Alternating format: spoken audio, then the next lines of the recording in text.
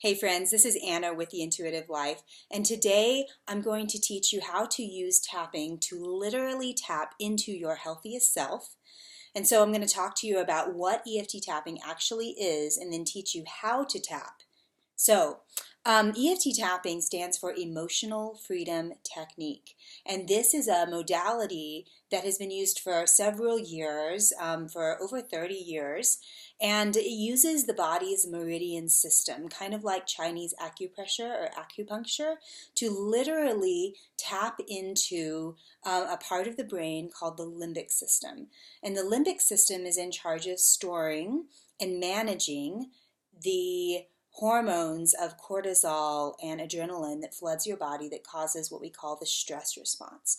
So whenever you're out driving and someone cuts you off in traffic and you feel this like anger or rage come up in you, that's the stress response. Or even just when you're standing in line at the grocery store and you just feel like agitated, frustrated, that's a stress response. Or whenever you're standing in front of the refrigerator door and you're feeling like kind of this weird sort of stress feeling or kind of like a compelling type of feeling to just like eat the fridge, that's the stress response. And so what EFT tapping does is it's a way to communicate with the limbic system, specifically what people call the amygdala, which is the almond-shaped gland at the back of your brain that controls those emotions of cortisol and adrenaline that flood through your body that you feel and you don't really know what to do. And most of us just suppress it, we just shut it down rather than actually knowing how to work through it. EFT tapping is one of my favorite modalities to very quickly clear away not only physical pain, chronic pain, but also emotional pain. I use it specifically for emotional eating and food cravings because the way that it rewires the brain to clear that stress response and pull everything down. So a really great analogy for this, if you've seen the movie Inside Out, it's a recent Pixar movie that came out, and if you've seen it, you will really understand the analogy that I'm about to create, because whenever the way that they describe inside a person's mind, like they take a look inside a person's mind and kind of almost using like the forehead as like a big movie screen, and it's like there's this control panel inside our minds with all these little emotions such as fear and anger and sadness and joy, kind of using like controlling that control panel for to send out certain emotions and to communicate with the rest of the brain. That's exactly, like I was so excited when Pixar put this out because I was like, this is going to be so much easier for me to explain. That's really a very good picture of what's going on inside your mind. So for most of us, we've not really learned how to work with that part of our mind. That is more of the subconscious mind. And the subconscious mind is like 95% of your mind. The conscious mind controls about 5% of your mind. The subconscious mind is your perfect computer that stores memories, emotions, self-beliefs, and all of that is inside your body. And it's been creating all sorts of experiences in your body, and it can either manifest health or it can manifest disease. But most of us try to control what's going on by our conscious mind, and it just doesn't have the power to really affect change. So that's why I love EFT tapping, because it really helps you affect the type of change that you're looking for, because it works with that 95% subconscious mind, and it works with those emotions, self-beliefs that are stored inside of your body. So I'm going to teach you tapping and teach you how this works. So just find a spot where you're comfortable. This will only take a few minutes. But there are certain meridian points all over your body, and these meridian points are like phone lines to the limbic system. So every time you literally just tap on those meridian points, they're sending the signal to your amygdala, shut down those hormones, those emotions of cortisol. They're sending like the signal to the little control center panel of emotions inside your brain that are like using the levers to decide how much emotion or how many hormones to send into your body. So that's what's so great about this, is it's just a really great way of communicating with our bodies, and we don't always know how to communicate with our own bodies, and this is a great way to do it. So there are tapping points all over your body, meridian points all over your body, but we're going to use 8 of them specifically. So the very first one we call call the karate chop point. It's on the side of your hand, right between the bone and the fleshy part of your hand. And you just take a few fingers and you're just going to tap. And it's about 5 or 6 times on the karate chop point.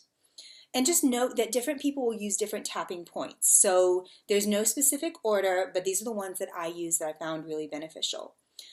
That's the karate chop point. So the next point is on the eyebrow, and it's right on the bone here between the eyebrow and the nose, and then the bridge of the nose. So right in between there, and you want to make sure that you hit the bone right there.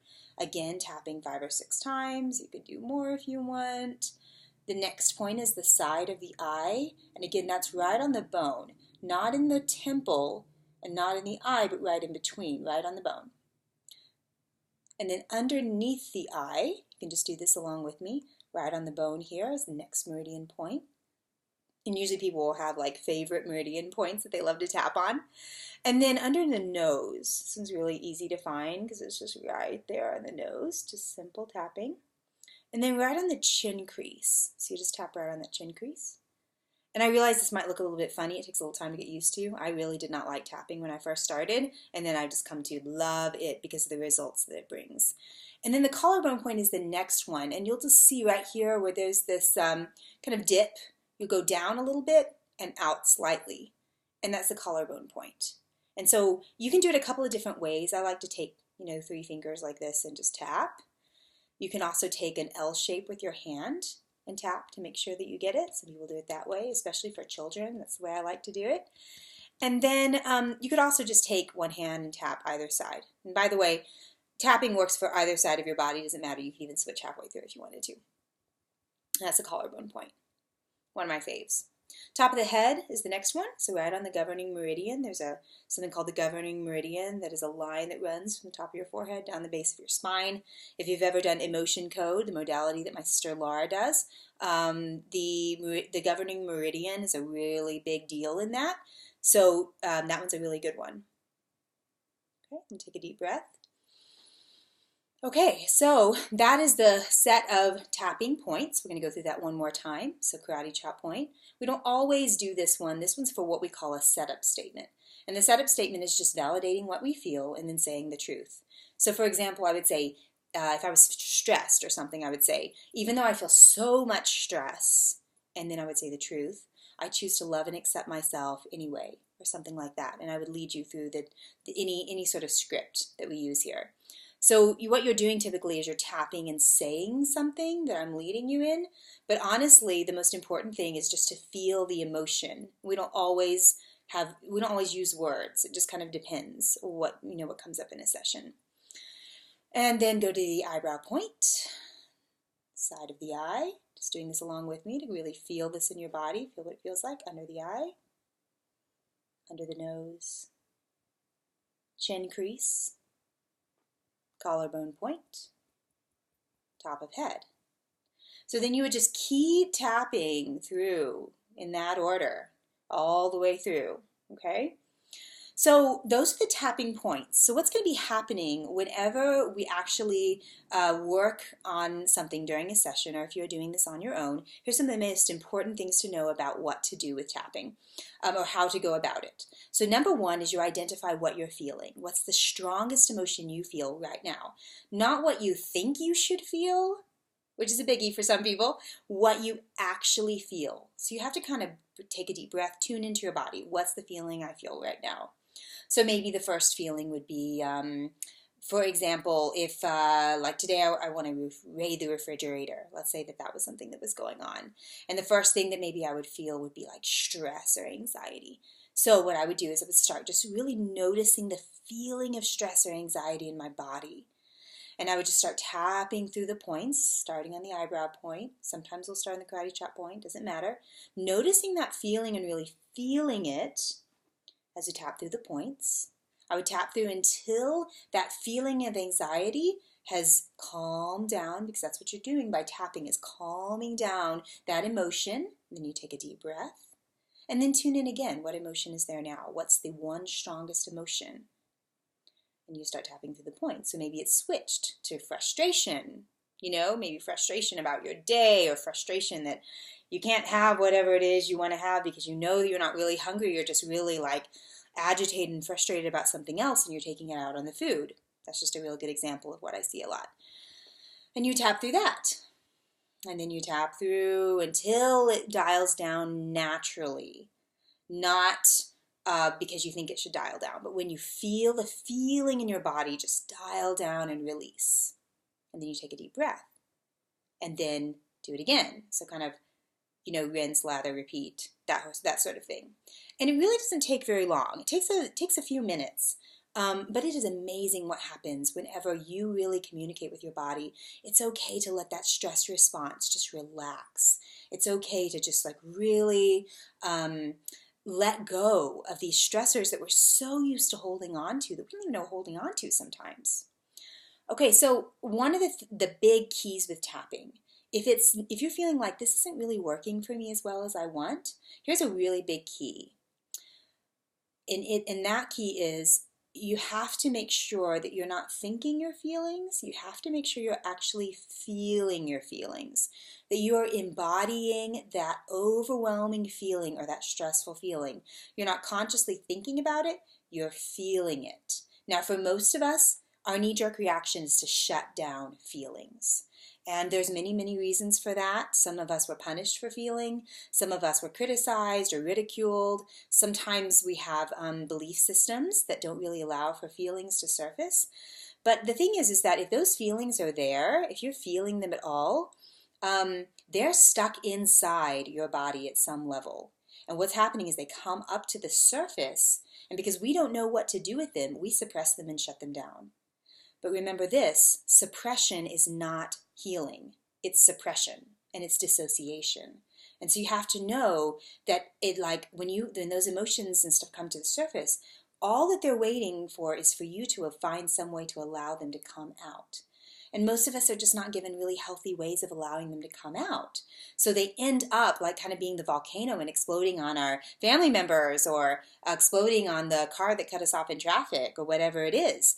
So if you have a healthy way of dealing with these emotions when they come to the surface, then it's so much easier to not have them come out in an unhealthy way. So that's all that's going on is these emotions are rising up and you want to feel them, tap through the points, and really validate what's showing up for you. And then take a deep breath and release. Now, when you first start the process of tapping, there's kind of lots of things going on, and sometimes it's a little bit difficult to know exactly what needs to happen next. So that's why I recommend you get at least 6 sessions before you try to do a whole lot on your own. Some people will try the tapping and they'll be like, it just didn't really work. There's some aspects to this that's so much better to do with a practitioner. So get a few sessions, get a feel for the tapping, get some of the hints on how to really feel your feelings rather than just think them, and you can see some amazing, amazing results with the emotions, with working with a layer of your subconscious mind, and just really actually experiencing in your body true and lasting freedom. Because once you allow whatever's going on deep inside to come up and come out, you don't have to deal with it again. It's really literally gone. It's not suppressed. It's out of there. Kind of like toxins that get stuck inside your body. Whenever you are doing a cleanse, what happens is those toxins that are stuck kind of in the cells and tissues and organs of your body, they're just stuck down there. And when you do a cleanse, they wake up and they flow through your bloodstream. And the point is for them to come up, to come out. But what we do is we get scared of those detox symptoms and we stuff them back down. But if you don't stuff them back down, if you actually allow them out, then you're actually healing, not suppressing. So I hope this has been helpful for you. This is a really great way to tap into your healthiest self. If you need more information, contact me at The Intuitive Life, and I would love to help you just come into more of an intuitive connection with your own body.